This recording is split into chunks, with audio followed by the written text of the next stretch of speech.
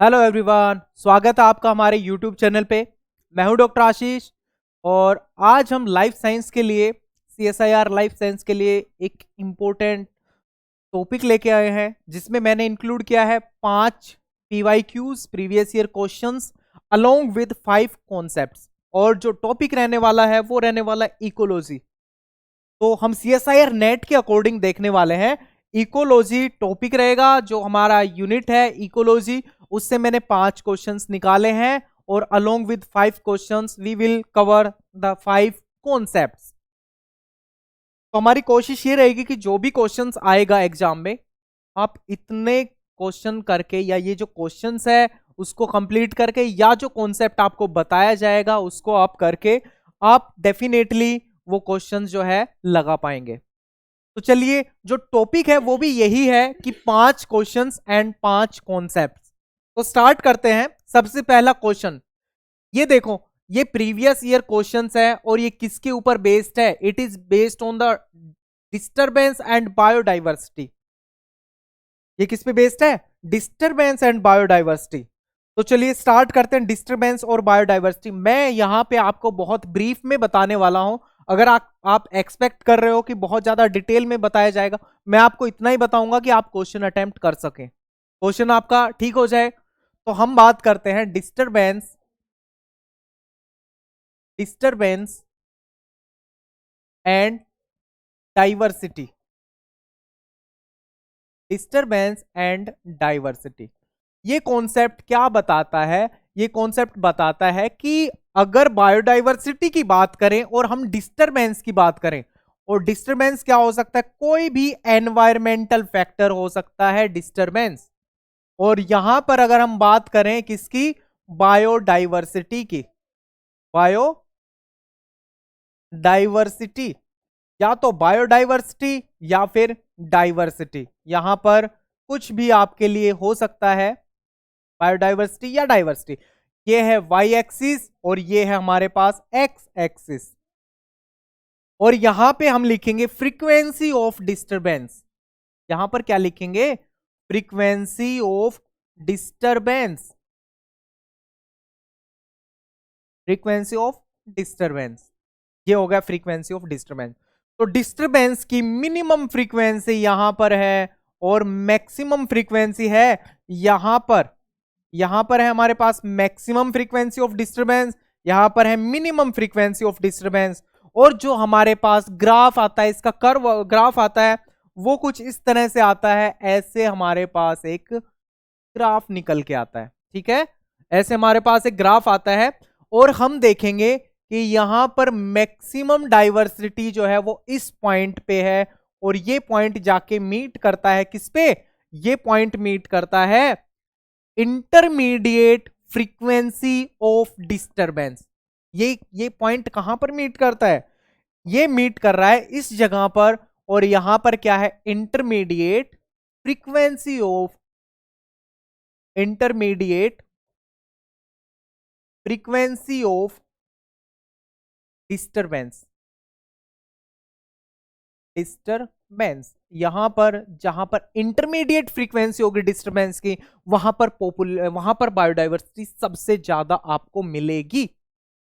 अब यहां देखो, यहां पर क्या है? जब फ्रीक्वेंसी ऑफ डिस्टरबेंस मिनिमम है, उस केस में डाइवर्सिटी क्या है? डाइवर्सिटी भी क्या है? डाइवर्सिटी भी मिनिमम है। डाइवर्सिटी भी मिनिमम है। और जब मैक्सिमम फ्रीक्वेंसी ऑफ डिस्टरबेंस है, तो भी डाइवर्सिटी क्या है? तो भी डाइवर्सिटी मिनिमम ही है। यहां पर मिनिमम डाइवर्सिटी। और उस डायरेक्शन में जहां पर मिनिमम फ्रीक्वेंसी ऑफ डिस्टरबेंस है, वहां पर भी डाइवर्सिटी मिनिमम ही है। तो मैक्सिमम बायोडाइवर्सिटी हमें कहां मिल रही है? जहां पर फ्रीक्वेंसी ऑफ डिस्टरबेंस का जो क्वांटिटी है या अमाउंट है वो एक इंटरमीडिएट लेवल पे है, वहां पर हमें क्या मिल रहा है? Maximum biodiversity. अगर मैं आपको बात करूं, अगर मैं आपको एक टेम्परेचर का एग्जांपल देके समझाऊं, सपोज करो ये हमारे पास क्या है? यहां पर 0 डिग्री सेल्सियस टेम्परेचर है, यहां पर -10 है, यहां पर है हमारे पास 20 डिग्री सेल्सियस, यहां है 30, यहां पर है 40 और यहां पर है 70 एंड 80, 70 एंड 80। अब आप ये बताओ मुझे कि सबसे ज्यादा ऑर्गेनिजम्स कहां मिलेंगे हमें। हमें सबसे ज्यादा ऑर्गेनिजम्स मिलेंगे इस रेंज के अंदर। हमें सबसे ज्यादा डाइवर्सिफाइड या डाइवर्सिटी, सबसे ज्यादा ऑर्गेनिजम्स इसको प्रीफर करेंगे, इस टेम्परेचर को। अब आप मुझे बताओ कि ऐसे कौन से ऑर्गेनिज्म है जो जो लेस देन या लेस देन 10 डिग्री सेल्सियस पे सरवाइव करते हैं, और कौन से ऑर्गेनिज्म है जो ग्रेटर देन 60 डिग्री सेल्सियस पे सरवाइव करते हैं, और कितने सरवाइव करते हैं। आप रेयरली कुछ एक दो बता पाओगे यहां पर भी, और कुछ यहां पर भी दो चार आप पोलर बियर टाइप ऑर्गेनिज्म ही बता पाओगे। सबसे ज्यादा ऑर्गेनिजम्स मिलते हैं इस रेंज में, और ये क्या है, ये है इंटरमीडिएट रेंज। ये है intermediate range of disturbance. Intermediate range है ये, intermediate range of disturbance, intermediate range है डिस्टरबेंस की। ओके, तो ये बात हो गई। और ये मैंने एग्जांपल लिया है किसका, टेम्परेचर का। और टेम्परेचर का हमने यहां क्या बताया कि हमारे पास जो डिस्टरबेंस है वो क्या है, टेम्परेचर है। ग्राफ मिलेगा हमें, ऐसा ग्राफ मिलेगा। बस इतना सा कॉन्सेप्ट है, सिर्फ इतना सा कॉन्सेप्ट है। और चलो हम देखते हैं, क्वेश्चन देखते हैं। The correct representation for relation between disturbance and biodiversity. Biodiversity और डिस्टरबेंस के बीच में रिलेशनशिप जो है वो कौन सा ग्राफ प्रेजेंट कर रहा है, तो ये वाला जो ग्राफ है जैसा अभी हमने वहां पर बनाया है, ये ग्राफ जो है वो बताता है कि यहां पर इस डायरेक्शन में क्या है, frequency of disturbance, frequency of disturbance. और यहां पर इस डायरेक्शन में क्या है, बायोडाइवर्सिटी। यहां पर क्या है, बायोडाइवर्सिटी, जैसा कि अभी हमने देखा है अपने कॉन्सेप्ट में। तो ऐसा कोई भी क्वेश्चन आए उसके लिए ये आंसर है। ठीक है, इसका आंसर है सी। चलो नेक्स्ट क्वेश्चन देखते हैं। ये फिर से आ गया, देखो फिर से सेम कॉन्सेप्ट पे क्वेश्चन है। तो मैंने यहां क्वेश्चन का एक नंबर बढ़ा दिया, एक एक्स्ट्रा मैंने क्वेश्चन यहां पर ले लिया है। और इस क्वेश्चन को लेने के बाद आपको क्लियर हो जाएगा ये पूरे का पूरा concept. The possible relationship between levels of disturbance and species diversity in a biological community and the species diversity are that species. क्या बोला है, the possible relationship between level of disturbance. ठीक है, एक तो बात हो गई ये लेवल ऑफ डिस्टर्बेंस, और दूसरी बात क्या, species diversity in a biological communities are that species diversity is unaffected by disturbance. कि स्पीसीज डाइवर्सिटी जो है वो डिस्टर्बेंस से अफेक्ट नहीं हुई। दूसरा, is highest at intermediate level, species diversity intermediate level पे हाईएस्ट है। और तीसरी बात क्या, it decrease exponentially with increase in level of disturbance. Disturbance बढ़ा तो क्या बोला इसने कि ये जो डाइवर्सिटी है वो घटी एक्सपोनेंशियली। और तो लास्ट क्या है, it start decreasing only at higher level of disturbance. अब यहां देखो, अब आपको यहां पता है कि ये डाइवर्सिटी है और ये डिस्टर्बेंस है। देखो देखो देखो, बायोडाइवर्सिटी जो है वो इस लेवल पे चल रही है, बायोडाइवर्सिटी में कोई फर्क नहीं आ रहा। जैसे ही डिस्टर्बेंस का लेवल हाई हुआ, ये बायोडाइवर्सिटी डिक्लाइन कर गई, ये बायोडाइवर्सिटी डिक्लाइन कर गई। तो यहां पर क्या है, start decreasing only at higher level of disturbance. तो ये जो वाला ऑप्शन जो है, ये वाला जो ऑप्शन है, ये कौन सा किसके साथ मैच कर रहा है, ये मैच कर रहा है डी के साथ। तो डी जो है और ये दोनों मैच कर रहा है। यहां देखो देखो देखो, बायोडाइवर्सिटी बायोडाइवर्सिटी सेम है और डिस्टरबेंस बढ़ रहा है। इसका मतलब डिस्टरबेंस का बायोडाइवर्सिटी के ऊपर कोई इफेक्ट नहीं है, डिस्टरबेंस का बायोडाइवर्सिटी के ऊपर कोई इफेक्ट नहीं है, मतलब अनअफेक्टेड है ये। यहां पर species diversity unaffected bye disturbance, और ये मैच कर रहा है ए से। तो ये आ गया इसका ए, ये ए से मैच कर रहा है। और बाकी बचा कौन, बी एंड सी, बी और सी बस। ये देखो, is highest at intermediate level of disturbance. इसने बोला डाइवर्सिटी जो इंटरमीडिएट लेवल पे हाईएस्ट है, इसका मतलब ये हमने जो पीछे वाला ग्राफ देखा था ऐसा ही ग्राफ मिलना चाहिए हमें। तो ये देखो ग्राफ हमें मिला है यहां पर, ये रहा। इंटरमीडिएट लेवल पे ही तो हाईएस्ट बायोडाइवर्सिटी है, हाईएस्ट एट इंटरमीडिएट लेवल, तो ये बी से मैच हो जाएगा। ओके, और ये क्या है, बच गया कौन, बच गया D. It start decreasing only at high level of disturbance, तो डी तो हमने कर लिया, बच गया B. Biodiversity is highest at intermediate level of disturbance, B भी कर लिया भाई। अब बच कौन रहा है, C. It decrease exponentially with increase level of disturbance. यहां डिस्टर्बेंस का कुछ लेवल है, फुल बायोडाइवर्सिटी है, जैसे थोड़ा सा बढ़ाया ये एक्सपोनेंशियली डिक्लाइन कर गई, ऐसे डिक्लाइन कर गई। तो ये किससे मैच कर रहा है, ये कर रहा है सी से मैच। तो अब आप इसमें से कोई जो भी आंसर है उसको आप चूज कर लो और वही आपके लिए करेक्ट आंसर है। फर्स्ट मैच कर रहा है सी के साथ, सेकंड मैच कर रहा है ए के साथ, थर्ड मैच कर रहा है बी के साथ, फोर्थ मैच कर रहा है डी के साथ। तो इसका आंसर जो है वो डी है। इसका आंसर क्या है, इसका आंसर जो है वो क्या है, D is the correct answer for this question.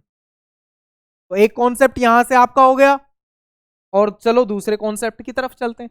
ये आता है MacArthur and Wilson equilibrium model for biota on a single island. Single island के ऊपर स्पीसीज के बारे में थोड़ी सी बात हो रही है। चलो मैं इसको थोड़ा सा समझा देता हूं कि एक आइलैंड के ऊपर, आइलैंड बायोडाइवर्सिटी से ये क्वेश्चन है। चलो सबसे बड़ी बात तो ये कि ये कहां से क्वेश्चन है, it is question from island biodiversity. यहां पर अपना कॉन्सेप्ट सेकंड है, कॉन्सेप्ट सेकंड। और यहां ये कहां से आया है, आइलैंड, आइलैंड बायोडाइवर्सिटी से,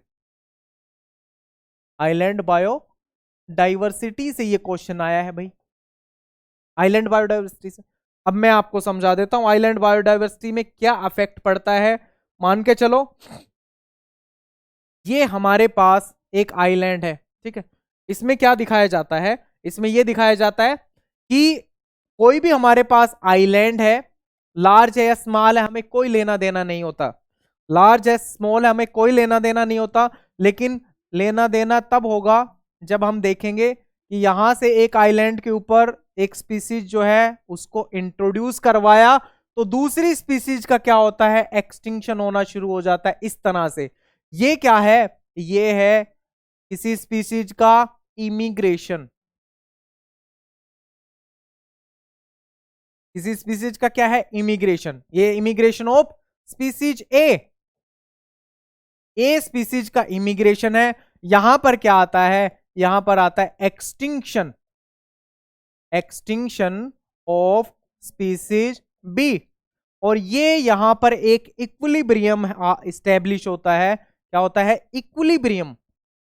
ये एक इक्विलिब्रियम पॉइंट है, this one is equilibrium point.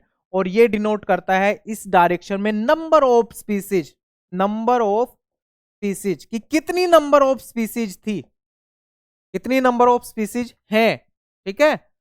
ये नंबर ऑफ, या फिर इक्विलिब्रियम नंबर ऑफ स्पीसीज। अगर इसको कुछ बुक्स में आगे ऐसे भी लिखा हुआ है कि इक्विलिब्रियम नंबर ऑफ स्पीसीज। अब इसको समझने के लिए चलो अब आगे वाले में देखते हैं। Number of species, equilibrium number of species, ये डायग्राम है भाई। ये क्या है हमारे पास, डायग्राम है। एक हमारे पास लार्ज आइलैंड है, यहां पर क्या हुआ, यहां पर इमिग्रेशन हुआ, यहां पर क्या हुआ, इमिग्रेशन हुआ एक स्पीसीज का, एक स्पीसीज का क्या हुआ, इमिग्रेशन।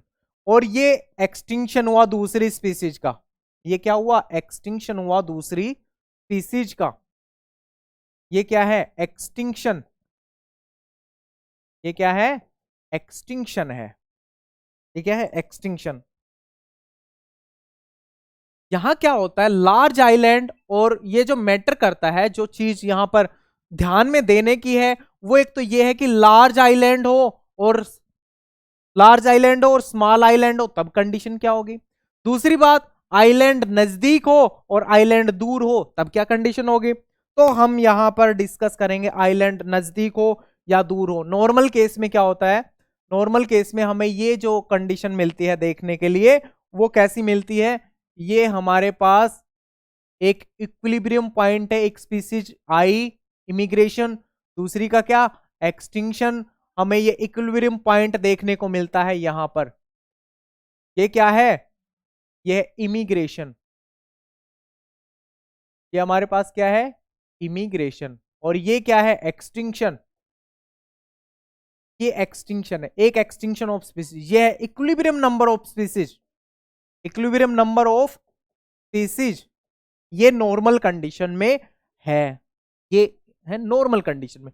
अब आप एक केस मान के चलो कि हमारे पास क्या है, एक तो लार्ज आइलैंड है, एक क्या है, लार्ज आइलैंड, और हमारे पास क्या है, स्मॉल आइलैंड।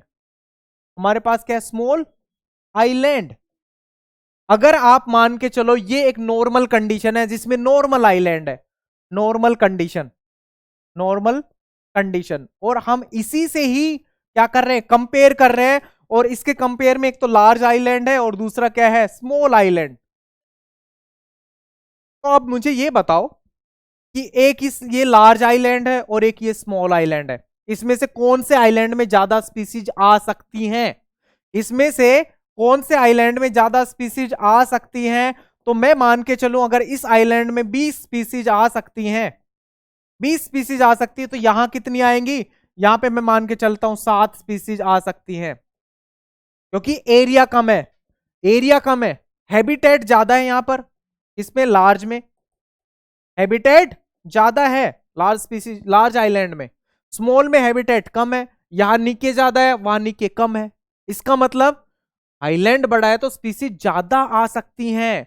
और अगर इसको नॉर्मल के साथ कंपेयर करेंगे, अगर इसको नॉर्मल के साथ कंपेयर करेंगे, तो यहां पर इक्विलिब्रियम नंबर ऑफ स्पीसीज का मतलब ये है कि ये स्पीसीज कितनी है। अगर मान के चलो पहले ये स्पीसीज थी 15 और ये यहां पर आ रहा था नंबर ऑफ इक्विलिब्रियम स्पीसीज, और अब स्पीसीज हमारे पास आ गई है बी, तो ये 15 से 20 की तरफ चला जाएगा, तो ये इक्विलिब्रियम शिफ्ट हो जाएगा towards the right, equilibrium shift towards the right, shift towards the right, right की तरफ शिफ्ट हो जाएगा इक्विलिब्रियम। कब, जब आइलैंड को क्या होगा, लार्ज होगा। यहां 15 थी, यहां 7 हो गई, यहां 15 थी, यहां 7 हो गई। मैं इसको लिख रहा हूं केस ए, ये इसको मैं लिख रहा हूं ए और इसको लिख रहा हूं बी। तो ये जो है ये शिफ्ट हो जाएगा, ये तो था हमारे पास ए, और बी की बारे में बात करें तो देखो बी शिफ्ट हो जाएगा। मान के चलो ये थी 15 स्पीसीज, यहां क्या थी, 15 स्पीसीज, यहां पर 15 स्पीसीज है, तो ये शिफ्ट हो जाएगा, ये कर्व जो है वो इक्विलिब्रियम शिफ्ट हो जाएगा 7 स्पीसीज पे, ये 7 स्पीसीज पे शिफ्ट हो जाएगा, ये हो गया बी। अगर आइलैंड बड़ा है तो ये number of equilibrium of species shift towards the right, shift towards the right. कौन से केस में, ए वाले केस में, ये हो गया ये वाला केस, और बी वाले केस में ये शिफ्ट हो गया किस डायरेक्शन में, बी वाले केस में ये शिफ्ट हो गया किस डायरेक्शन में, इस डायरेक्शन में, यहां शिफ्ट हो गया। ये जो है वो shift towards the left, shift towards the left. और क्यों हुआ, क्योंकि छोटा आइलैंड है स्पीसीज कम है, बड़ा आइलैंड है स्पीसीज ज्यादा है। इसको कंपेयर कर रहे हैं हम इस नॉर्मल कंडीशन से। अगर आपको बहुत ज्यादा दिमाग लगाना है तो फिर आप रहने दो, लेकिन अगर आप इतना समझ पा रहे हैं, लेकिन आप अगर इतना ही समझ पा रहे हैं, दैट इज सफिशिएंट, आप क्वेश्चन कर ले जाओगे। आप ये मत देखो, आप ये देखो, ये मैं सिर्फ समझाने के लिए बता रहा हूं इक्विलिब्रियम स्पीसीज वाला पॉइंट, कि छोटा आइलैंड और इसको हम कंपेयर करें तो आप क्वेश्चन कर ले जाओगे। दूसरा, दूसरा एक केस मान लो हमारे पास क्या है, एक मेन लैंड है, हमारे पास क्या है, एक मेन लैंड है, हमारे पास क्या है, एक मेन लैंड है, और इस मेन लैंड के एक तो बिल्कुल नजदीक आइलैंड है, इस मेन लैंड के बिल्कुल नजदीक आइलैंड है, और दूसरा आइलैंड कहां है, दूसरा आइलैंड इससे बहुत ज्यादा दूर है, ये है आइलैंड सेकंड, और ये है आइलैंड फर्स्ट, ये है क्या, आइलैंड फर्स्ट। ये क्या है, आइलैंड नियर किसके, मेनलैंड के। ये है आइलैंड क्या, फार, दूर है किससे, from mainland, it is far from mainland, ये मेनलैंड से दूर है ये वाला आइलैंड। तो आप मुझे ये बताओ कि मेनलैंड से स्पीसीज के लिए कौन सा आसान रहेगा अप्रोच करना आइलैंड? मेन स्पीसीज से कौन सा आइलैंड अप्रोच करना आसान रहेगा? मेनलैंड से ज्यादा स्पीसीज इस आइलैंड में जाएंगी, ज्यादा से ज्यादा स्पीसीज इस आइलैंड में जाएंगी। इसमें केवल एक दो स्पीसीज ही जा पाएंगी, इसमें केवल एक दो ही स्पीसीज जा पाएंगी। अगर हम कंपेयर करें कि किस पे कितनी स्पीसीज पहुंची, तो मैंने मान के चला कि यहां पर मैंने दो ही स्पीसीज भेजी है, मैं इसको दो से ही डिनोट करूंगा। और मान के चलो मैंने यहां पर कितनी स्पीसीज भेज दी, 1 2 3 4 5 6, मैंने यहां पर 6 या 7 स्पीसीज भेज दी, मान के चलो 6 स्पीसीज भेज दी, मान के चलो 6 स्पीसीज भेज दी। तब इक्विलिब्रियम पॉइंट कहां शिफ्ट होगा? चलो देखो इक्विलिब्रियम कहां शिफ्ट होगा। मान के चलो ये हमारे पास एक कंडीशन है इस तरह से, और ये बिल्कुल इस तरह से कंडीशन है, और यहां पर ये जो इक्विलिब्रियम पॉइंट है ये है 4 स्पीसीज के ऊपर। Number equilibrium number of species, equilibrium number of species, ये सेट है 4 नंबर पे एक नॉर्मल कंडीशन में, एक नॉर्मल कंडीशन, एक नॉर्मल कंडीशन में ऐसा है। तो अगर आइलैंड आइलैंड अगर नियर है तो यहां पर स्पीसीज आ गई कितनी, 6, यहां स्पीसीज कितनी आ गई, 6। ये शिफ्ट हो गया राइट की साइड, ये शिफ्ट हो गया राइट की साइड। कहां पर? जब आइलैंड नजदीक है, जब आइलैंड नजदीक है तब ये इधर शिफ्ट हो गया, और जब आइलैंड दूर है तब वो किधर शिफ्ट होगा? जब आइलैंड दूर है तो ये शिफ्ट हो गया ये दो स्पीसीज की तरफ। यहां पर है 2 स्पीसीज, यहां पर है 4 स्पीसीज, इस जगह 4 स्पीसीज और इस जगह 6 स्पीसीज, ठीक है।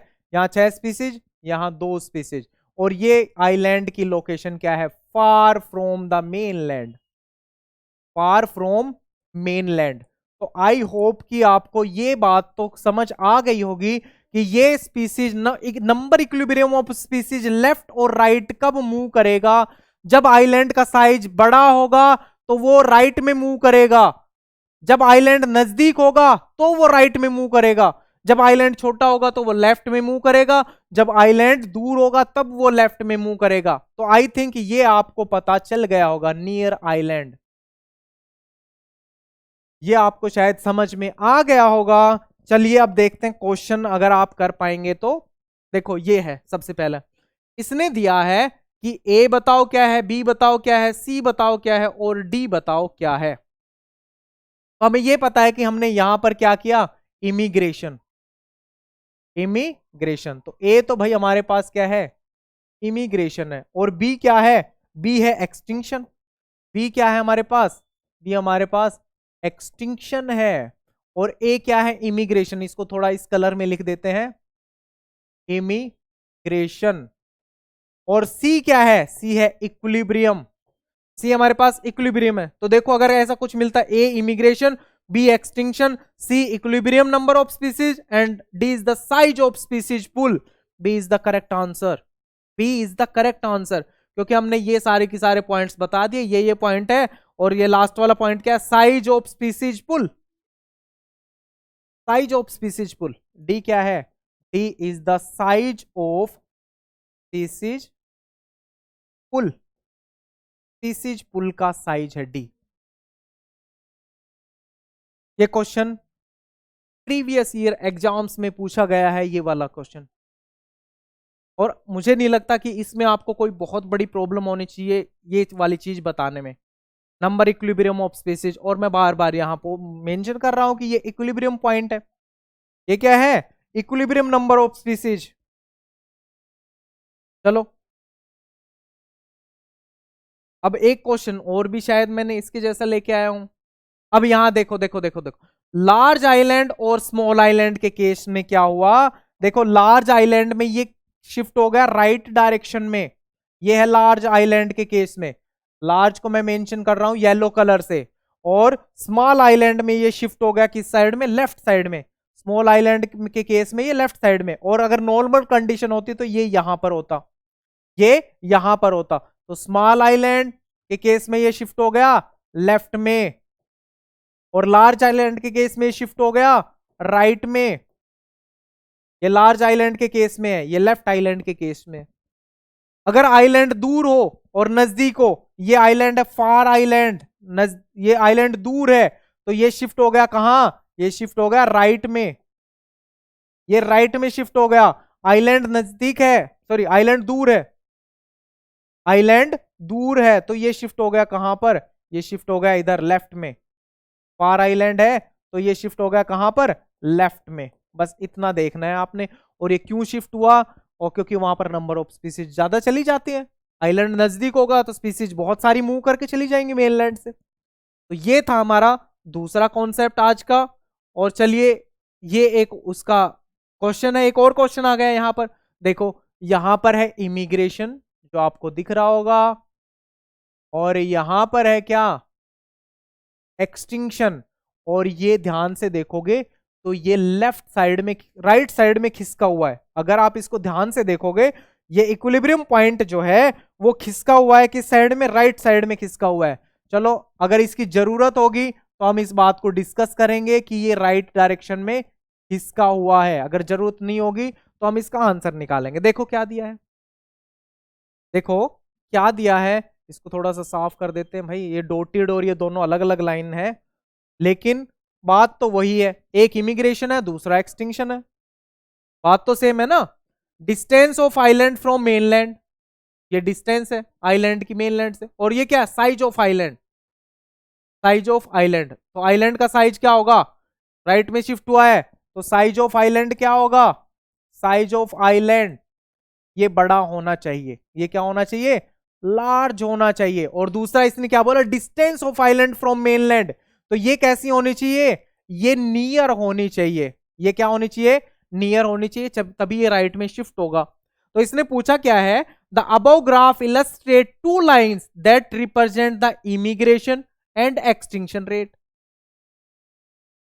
For an island is based on it's distance from the mainland. Solid line क्या रिप्रेजेंट कर रही है, सॉलिड लाइन रिप्रेजेंट कर रही है डिस्टेंस, डिस्टेंस फ्रॉम मेनलैंड। और डॉटेड लाइन क्या रिप्रेजेंट कर रही है, साइज ऑफ आइलैंड, ये साइज ऑफ आइलैंड रिप्रेजेंट कर रही है। Which of the following is true for this island, इनमें से इस आइलैंड के लिए कौन सा ट्रू है।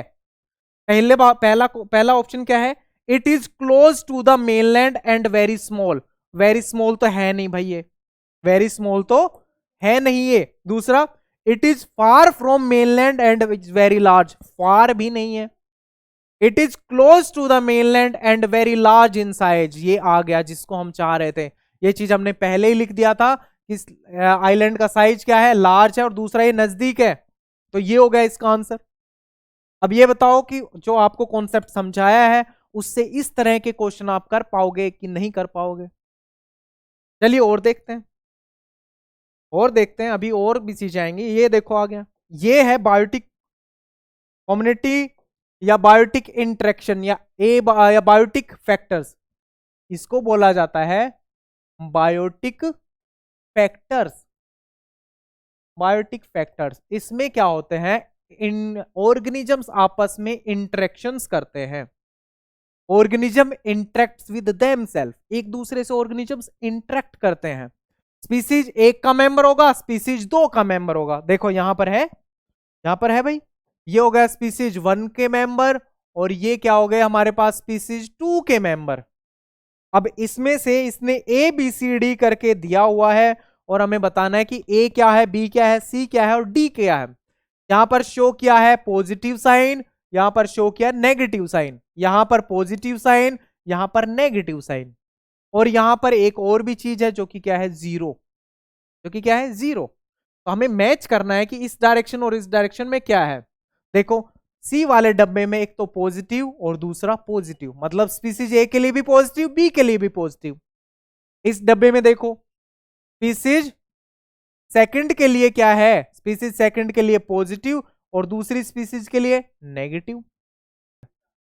तो ये जो है जैसे बी में है, बी वाले बॉक्स में क्या है, एक पॉजिटिव और एक नेगेटिव।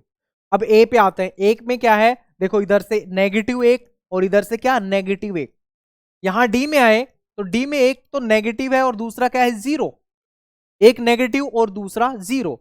तो हम यहां पर लिख लेंगे कि ए जो है उसमें क्या है, ए में क्या शो हो रहा है, ए जो है that is equal to minus and minus, दोनों स्पीसीज को लॉस, और बी जो है वहां पर क्या है, बी में एक स्पीसीज को बेनिफिट हो रहा है, दूसरी स्पीसीज को लॉस हो रहा है।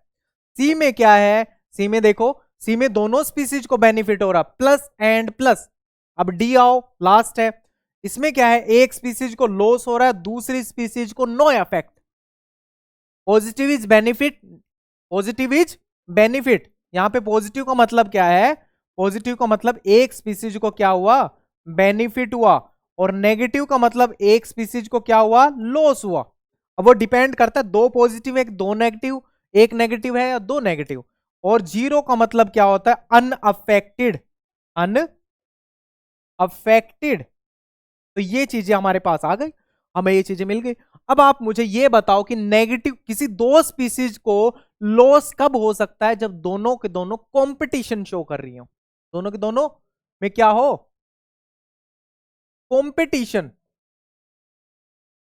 अगर ऐसा होगा तो ये हो सकता है, और बी में एक स्पीसीज को बेनिफिट हो रहा है, दूसरी स्पीसीज को लॉस हो रहा है, तो ये दो केसेस में हो सकता है। एक तो प्रीडेशन में, एक तो क्या हो सकता है, एक तो प्रीडेशन में जिसमें एक पैरासाइट होता है, एक प्रे होता है, प्रे को लॉस होता है, सॉरी, एक प्रीडेशन में क्या होता है, एक प्रे होता है, एक प्रीडेटर होता है, प्रीडेटर को बेनिफिट होता है, प्रे को लॉस होता है।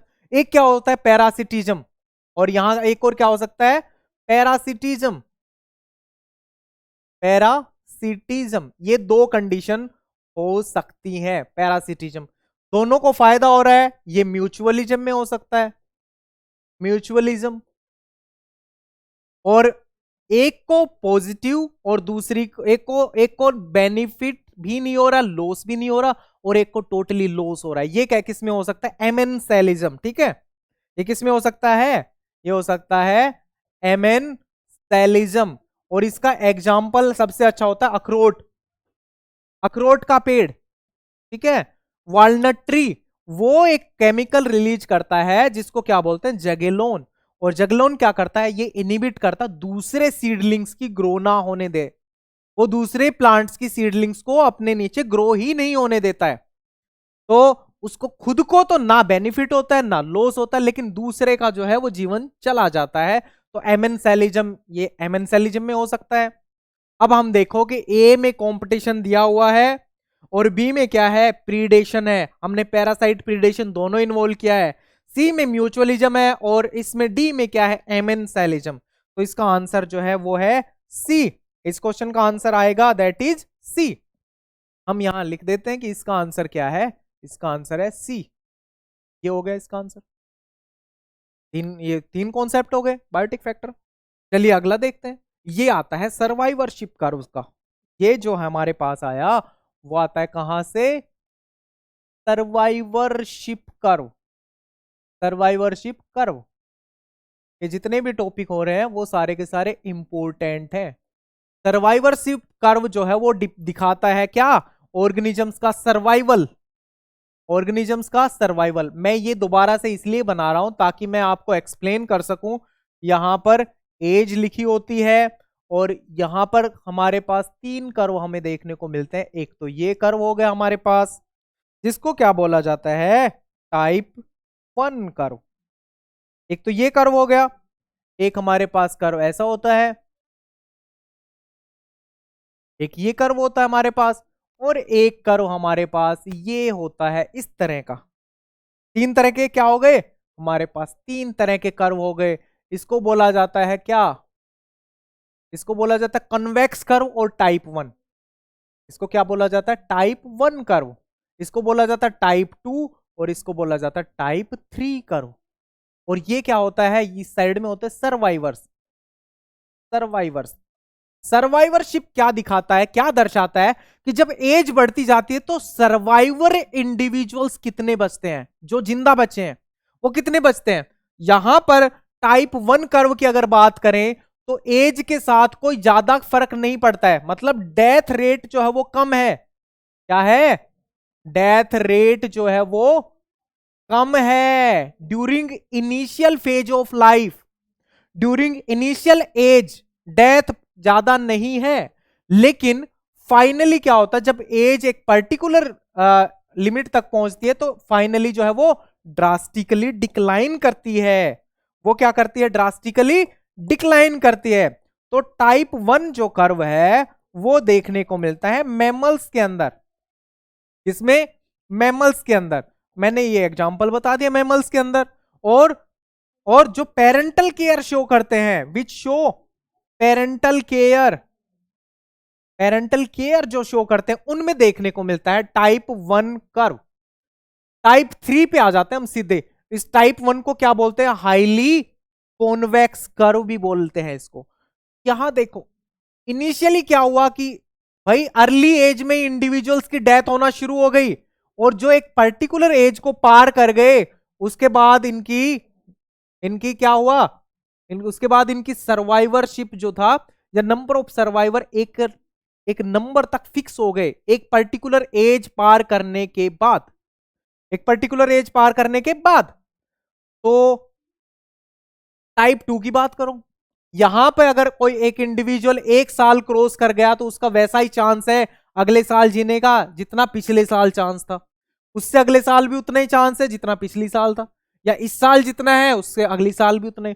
इसका मतलब टाइप 2 में जो है, टाइप 2 में जो है वो कांस्टेंट डेथ रेट है, कांस्टेंट डेथ रेट टाइप 2 में।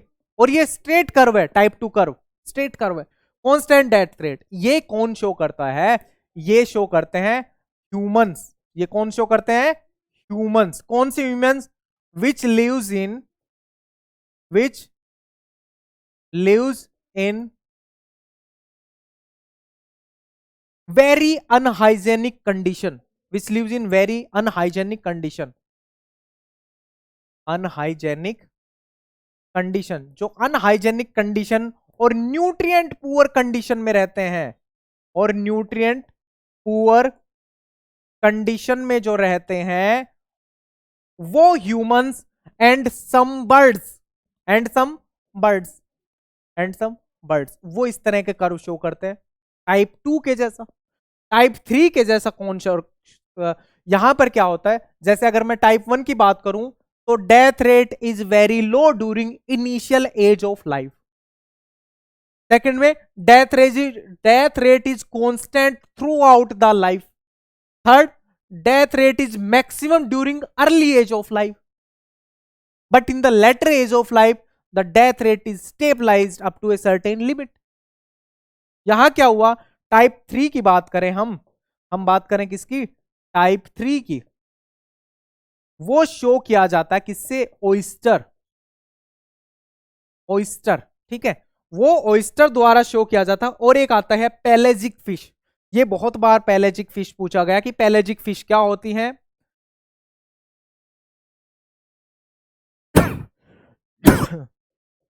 Sorry, pelagic fish. भाई पेलेजिक फिश कौन सी होती है? पेलेजिक फिश के बारे में मैं थोड़ा सा आपको बता देता हूं। जैसे ये मान के चलो हमारे पास ये एक वाटर बॉडी है, ठीक है, मान के चलो कि ये ओशियन का शोर है, समुद्र का किनारा है, ठीक है, और ये यहां पर ओपन ओशियन शुरू होता है। ये कहा क्या होता है? Open ocean. तो जो फिश इस एरिया में रहती हैं, देखो ये लिम्नेटिक जोन हो गया या शीशोर बोल लो आप, और ये जो है ओपन एशियन रीजन है या पेलेजिक रीजन है, इसको पेलेजिक रीजन बोला जाता है। तो क्या बोला जाता है? पेलेजिक रीजन। तो ओशियन के पेलेजिक रीजन में जो फिश रहती हैं उनको बोला जाता है पेलेजिक फिश। उनको क्या बोला जाता है? Pelagic fish. तो ये हमने बना दी क्या? Pelagic fish. Pelagic fish. और ये फिश क्या करते हैं? बहुत सारे अंडे देती हैं। क्या करती हैं? बहुत सारे अंडे देते हैं। They lay a large number of eggs. They lay a large number of eggs. बहुत सारे अंडे ये फिश जो है वो देती है। पेरेंटल केयर नहीं करती है, no parental care, no parental care. Early reproduction, early reproduction, early reproduction, ठीक है, अर्ली रिप्रोडक्शन। तो ये पैलेजिक फिश ये सारी की सारी कैरेक्टरिस्टिक शो कर रही हैं। इसका मतलब ये कैरेक्टरिस्टिक वो भी शो करेंगे जो टाइप 3 सर्वाइवरशिप का शो करते हैं, जो टाइप 3 सर्वाइवरशिप। और इनको बोला जाता है आर सेलेक्टेड स्पीसीज। इनको क्या बोला जाता है? R selected species. इनको क्या बोला जाता है? R selected species. चलो वापस चलिए भाई, टाइप 2 में डेथ रेट कम होती है, और टाइप टू नहीं, टाइप 1 मैमल्स ये पेरेंटल केयर शो करते हैं, और इनको बोला जाता है K selected species. K selected species ये होती है, पेरेंटल केयर शो करती हैं, reproduction during late stages of life. Number of individuals जो है वो कम होते हैं, number of individual per birth कम होते हैं, जिसको क्लच साइज बोलते हैं। क्लच साइज कम होता है टाइप 1 में, क्लच साइज ज्यादा होता है टाइप 3 में। No parental care in type 3। इनको बोलते हैं आर सेलेक्टेड, इनको बोलते हैं के सेलेक्टेड। आर सेलेक्टेड एंड के सेलेक्टेड। ये ज्यादा ऑप्शनिंग प्रोड्यूस करती हैं एक साथ, रिप्रोडक्शन जल्दी करती हैं, जनरेशन टाइम फास्ट होता है। यहां एक चीज पॉइंट और इन्वॉल्व कर देते हैं, जनरेशन टाइम फास्ट। इनका क्या होता है? Generation time fast. Generation time जो है वो कैसा होता है? फास्ट होता है इसका जनरेशन टाइम। तो ये कुछ प्रॉपर्टी है पैलेजिक फिश की, और यही कैरेक्टरिस्टिक्स किसकी हैं? आर सेलेक्टेड स्पीसीज की, या टाइप 3 कर्व। जो टाइप 3 सर्वाइवरशिप कर्व शो करती है वो ये प्रॉपर्टी शो करेंगे। चलो क्वेश्चन पे आते हैं। ये कर्व दे दिया, टाइप 1, टाइप 2, टाइप 3। अब ये पूछा है कि कौन सा किसका है। मेरीन पैलेजिक, इसने बोला find the correct match between the group of animals and the respective survivorship curve. Survivorship curve के बारे में बताओ। दे दिए 3 curve, marine pelagic fish and large mammals. तो मेरीन पैलेजिक फिश और लार्ज मैमल, इसने बोला कि मेरीन पैलेजिक फिश टाइप 3 है और लार्ज मैमल टाइप 1 है। तो ये बात तो बिल्कुल ठीक है, यही तो बात ठीक है। और इसने क्या पूछा है? Following the diagram 3 idealised survivorship curve of the animals. यही बात ठीक है। मेरीन पैलेजिक फिश है वो टाइप 3 सर्वाइवरशिप कर्व शो करती है, और लार्ज मैमल्स हैं वो टाइप 1 सर्वाइवरशिप कर्व शो करती है। पैलेजिक फिश जो है, इसमें मेरीन पैलेजिक फिश का क्या दिया है? 1, यहां पे 1 दिया है, यहां पे सम बर्ड्स का 1 दिया है, और यहां पर मैमल्स का 3 दे दिया। तो ये मैमल्स का 3 गलत है, यहां पर मेरीन फिश का 1 गलत है, और यहां पर मेरीन पैलेजिक फिश का भी यहां पर भी 1 गलत है, वो 3 होती है। और ये बर्ड्स का 3 दे दिया, बर्ड्स का 3 नहीं होता है। तो ये था सर्वाइवरशिप कर्व के बारे में, कि वो के सेलेक्टेड होते हैं, ये आर सेलेक्टेड होते हैं। वो पेरेंटल केयर शो करती है, पेरेंटल केयर शो नहीं करती। Number of offspring come produce करते हैं, नंबर ऑफ ऑफस्प्रिंग ज्यादा प्रोड्यूस करती है। जनरेशन टाइम स्मॉल होता है आर सेलेक्टेड में, के सेलेक्टेड में जनरेशन टाइम लार्ज होता है। चलो ये कॉन्सेप्ट हो गया। अब ये आ जाओ इकोलॉजिकल पिरामिड। ठीक है, ये लास्ट कॉन्सेप्ट है भाई। ये हमारे पास पिरामिड्स हैं, ecological pyramids. Ecological pyramids, ecological pyramids की बात करें तो सबसे पहले हम बात करेंगे एनर्जी के पिरामिड की, जो हमेशा इन्वर्टेड रहेगा। क्यों? Due to 10% law, due to 10% law. तो एनर्जी का पिरामिड जो है किसी भी इकोसिस्टम में, एनर्जी का pyramid is always inverted. pyramid of energy is always inverted. Pyramid of energy is always inverted या upright. pyramid of energy कैसा होगा? pyramid of energy inverted नहीं होगा भाई, upright होगा। अब देखो कैसे होगा, upright कैसे होगा? मतलब कि हर ट्रॉपिक लेवल पे एनर्जी जो है वो कम हो जा रही है। इज ऑलवेज अपराइट, हमेशा कैसा होगा? अपराइट होगा पिरामिड ऑफ एनर्जी, क्योंकि प्रोड्यूसर के लेवल पे एनर्जी जो है वो ज्यादा होती है, और हर लेवल पे क्या होती है? Energy loss. एनर्जी क्या होती है? लॉस होती है। एट एवरी लेवल एनर्जी जो है उसका क्या होता है? लॉस होता है। यहां पे हम 10% लो भी लगा सकते हैं, 10% लो, उसके अकॉर्डिंग भी बोल सकते हैं। हर ट्रॉपिक लेवल पे एनर्जी लॉस होती है, इसलिए pyramid of energy is always an upright. अब हम बात कर रहे हैं पैरामिड ऑफ बायोमास। क्या है पैरामिड ऑफ बायोमास? एक तो ये होता है, और क्या होता है, नंबर ये होता है। किसी भी इकोसिस्टम में पैरामिड बायोमास का होता है और किसका होता है, नंबर का होता है। चलो ये चीज हम अगले वाले स्लाइड में देखते हैं, pyramid of biomass and pyramid of number. चलो नंबर की बात करो, ठीक है, या बायोमास को ले लो। फॉरेस्ट इकोसिस्टम में ले लो, तो फॉरेस्ट इकोसिस्टम में सबसे ज्यादा हब प्रोड्यूसर होते हैं, फिर कंज्यूमर, फिर उसके बाद बाकी के कंज्यूमर। ये क्या है, ये है pyramid of biomass, pyramid of biomass. और ये कहां पर है, फॉरेस्ट में। Pyramid of biomass in forest,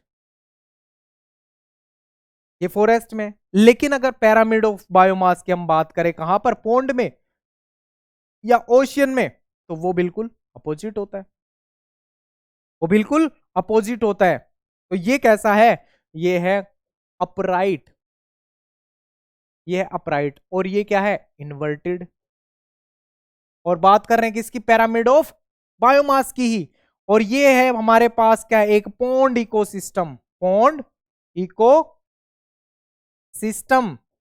और लेवल में क्या है, लेवल में है प्रोड्यूसर्स, प्रोड्यूसर्स। यहां पर क्या है, वो प्लैंकटोन्स, यहां पर क्या है, प्लैंकटोन्स। और प्लैंकटोन्स के बाद इंसेक्ट्स जो प्लैंकटोन्स को खाते हैं, प्लैंकटोन्स के बाद इंसेक्ट्स जो कि प्लैंकटोन्स को खाते हैं, और इंसेक्ट्स के बाद फिश जो इन इंसेक्ट्स को खाती है। तो यहां पर पैरामिड ऑफ बायोमास जो है वो इन्वर्टेड रहता है, किसमें, पोंड इकोसिस्टम में या मैरीन इकोसिस्टम में। इसमें ये इंपॉर्टेंट पॉइंट है, पोंड इकोसिस्टम में, पोंड इकोसिस्टम में ये पैरामिड ऑफ बायोमास जो है वो इन्वर्टेड होता है। अब ये है pyramid of biomass, pyramid of biomass. अब हम देखेंगे पैरामिड ऑफ नंबर, इसके बाद हम देखेंगे पैरामिड ऑफ नंबर। ये भी काफी इंपॉर्टेंट है, यहीं से ही आपको क्लियर हो जाएगा। पैरामिड ऑफ नंबर, अगर आपको थोड़ा सा भी पता है, मुझे पता है मैं थोड़ा सा फास्ट लेके जा रहा हूं, लेकिन आपको ये, आपने ये 12th क्लास में भी पढ़ा है, ग्रेजुएशन में भी पढ़ा होगा डेफिनेटली। तो पैरामिड ऑफ नंबर की बात करें तो आप मान के चलो कि अगर एक पैरासिटिक फूड चेन है, एक पैरासिटिक फूड चेन है, और उसमें क्या है, एक ऑर्गेनिज्म है। पैरासिटिक फूड चेन में क्या है, एक ऑर्गेनिज्म है, ऑर्गेनिज्म। और ऑर्गेनिज्म के ऊपर क्या है, बैक्टीरिया पैरासाइट है, इसके ऊपर क्या है, बैक्टीरिया पैरासाइट। और बैक्टीरिया के अंदर वायरस पैरासाइट है, इसके अंदर क्या है, वायरस पैरासाइट। तो ये जो पैरामिड ऑफ नंबर होगा वो कैसा होगा, पहले एक ऑर्गेनिज्म, फिर उससे ज्यादा उसमें बैक्टीरिया, और बैक्टीरिया में वायरस। तो ये क्या है, ये पैरासिटिक फूड चेन में पैरामिड ऑफ नंबर जो है वो कैसा रहेगा, वो रहेगा हमारे पास इन्वर्टेड। वो कैसा रहेगा, इन्वर्टेड रहेगा, ये रहेगा।